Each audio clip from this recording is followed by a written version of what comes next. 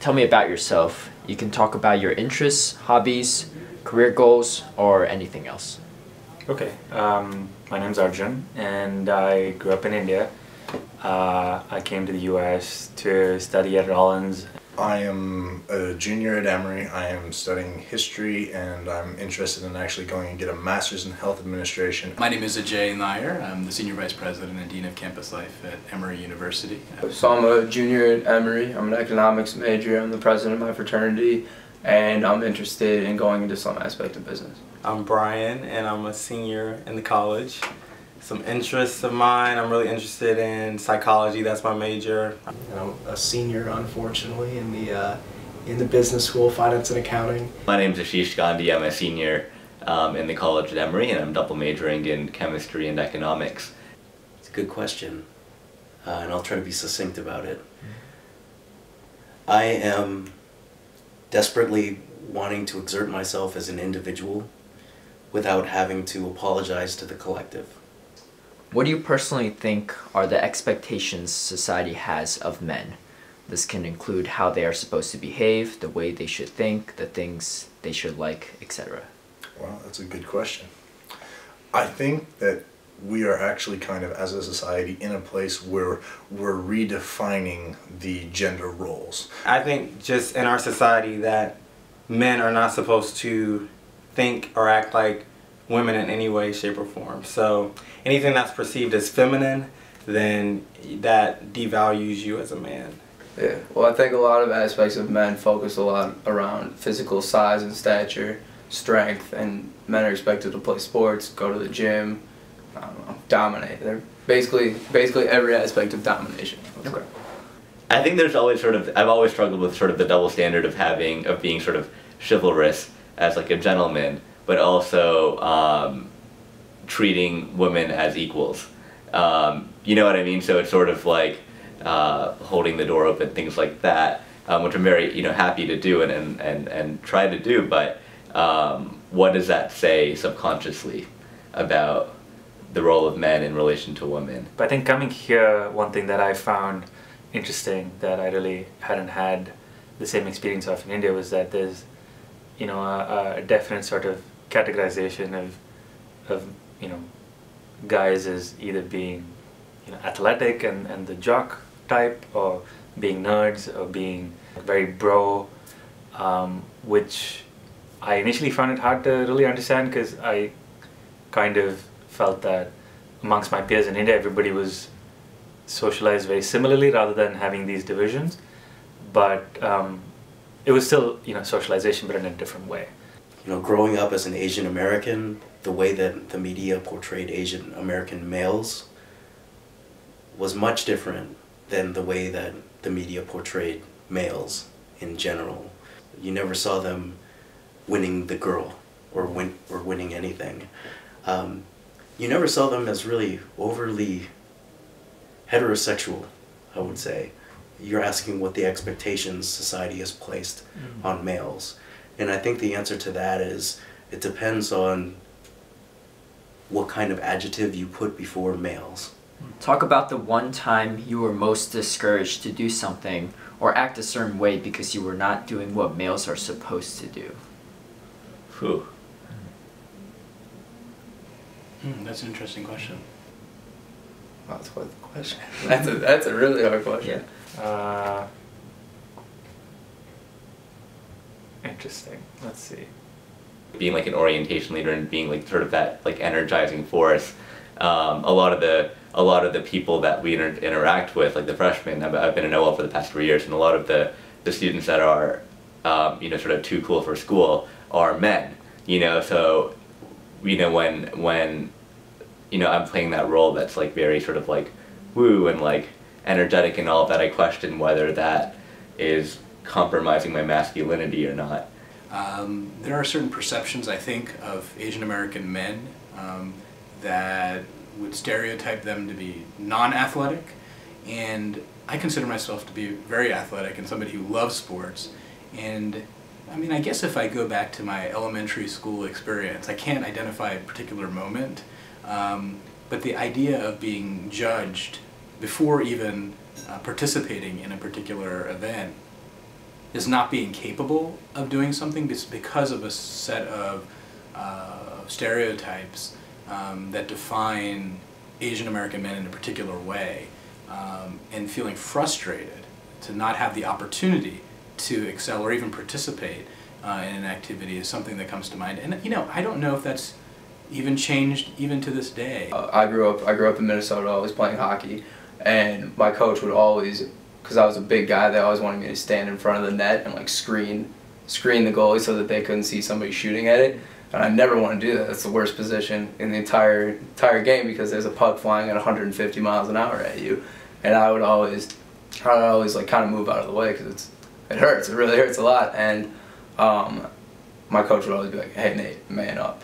Get hit with the puck." And like I got hit with the puck a bunch of times, but it still sucked every single time. Dance, I would say. Yeah. Trying to sort of, and part of that is my own kind of the fact that I'm not a very good dancer, not very coordinated, but I think that's something that's a sort of a female domain. What my parents did were they got me dance lessons. I really did not want to go to dance lessons because that just, I think we live in a kind of world where dancing is not necessarily, or at least as a younger person, I felt that dancing was not necessarily a manly activity, and I did not really want to go. I did, unfortunately, or actually very fortunately, but it was not something I appreciated at the time. I really felt like, why am I here? This is not cool. I'm a football player. Why am I at dance?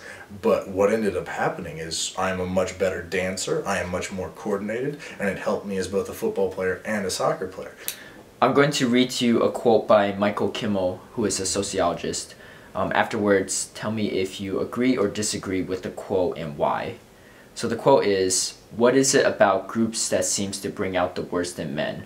I think it is because the animating condition for most American men is a deeply rooted fear of other men, a fear that other men will see us as weak, feminine, not manly." Yeah, well, yeah. Wow, we could go into a lot with that. I mean, I think I would agree with the quote. I think that men are often intimidated by other men. I think men try to be the alpha males all the time, and that often creates chaos because you can only have one alpha male. Yeah, absolutely. I mean, I think that's something that I agree with wholeheartedly.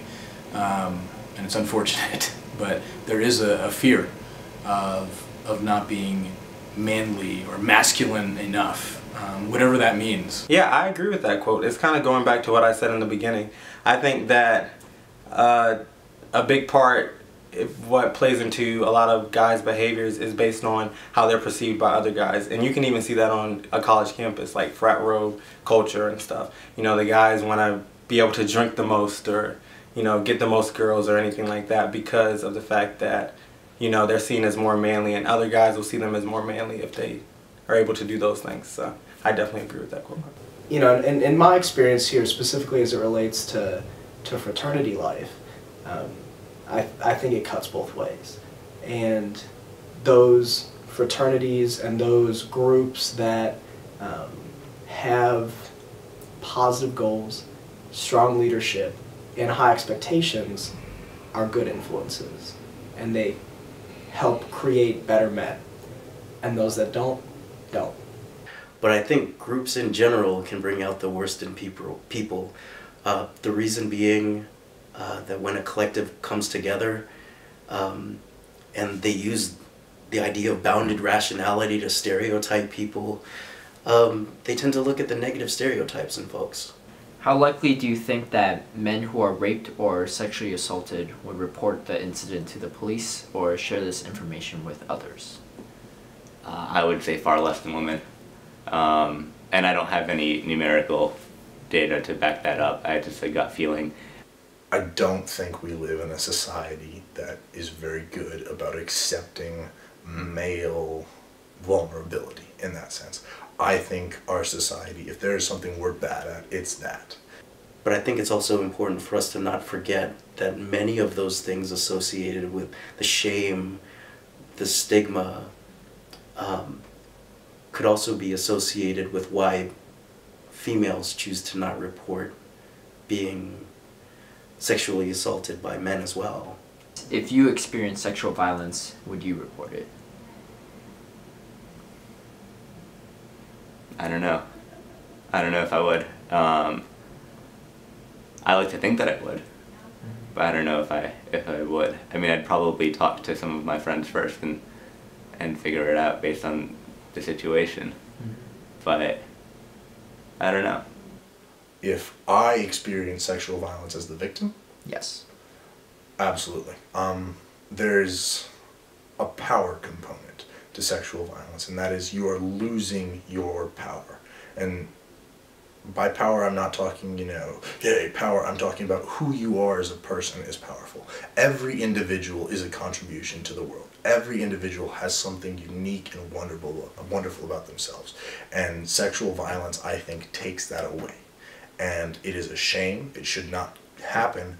And the only way to stop it is to make it known that you can't do that. You can't get away with it. So if I were the victim of sexual violence, I think I would absolutely come forward. Wow, that's an interesting question. I don't know. I guess depending on the circumstance, I probably would report it. Well, I would probably want to take actions into my own hands. So I probably wouldn't want to report it. Like, that would be not the first thing on my mind. The first thing on my mind would be taking actions into my own hand, or trying to just. I would just be so angry that someone attempted to or did that to me. So I can't say like, oh yeah, I would definitely report it, because I think during that time I would just be pretty angry and I would be really angry, and yeah. That's a difficult question too. Honestly, I probably would say that I don't know. I think I would report it. It would be a struggle, for sure, since maybe it's easy for me to say that just sitting here, having never been a victim of sexual violence. I would probably not report it. I think that it would be embarrassing and hurt my ego and my pride to have other people know about it. I'd like to think that I would, but I have to also say that I work in an office in which that's something that I think about a lot more now. To be perfectly honest, before you'd ask that question, I can't say I'd ever really thought about it before.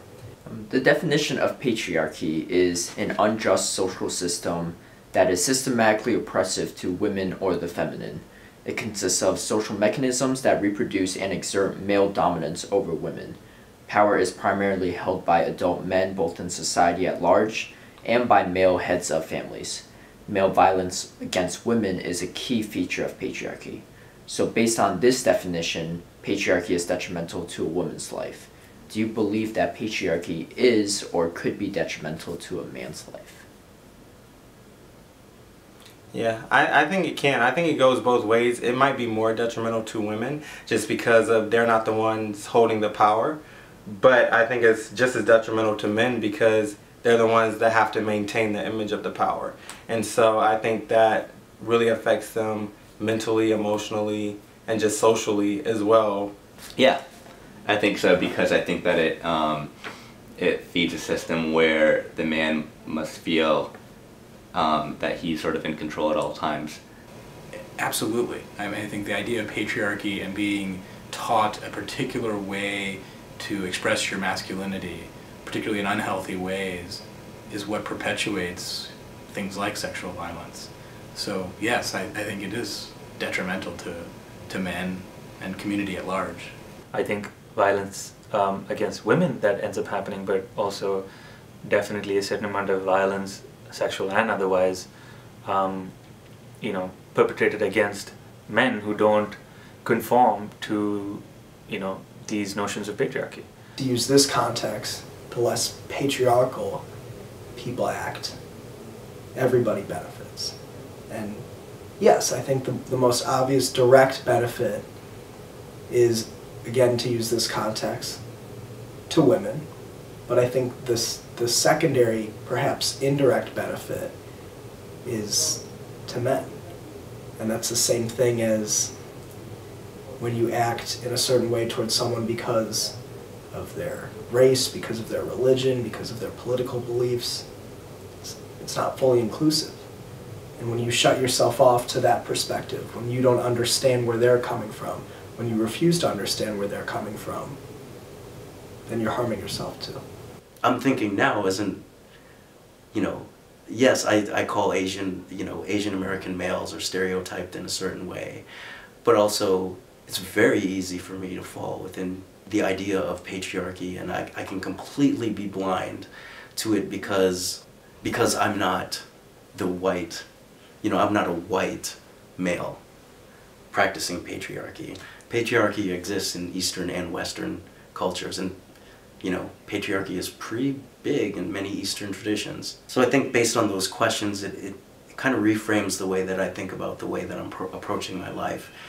And possibly what are some action steps that I can take both as a person who could be a victim of sexual assault or someone who is moving forward the idea and the notion of patriarchy.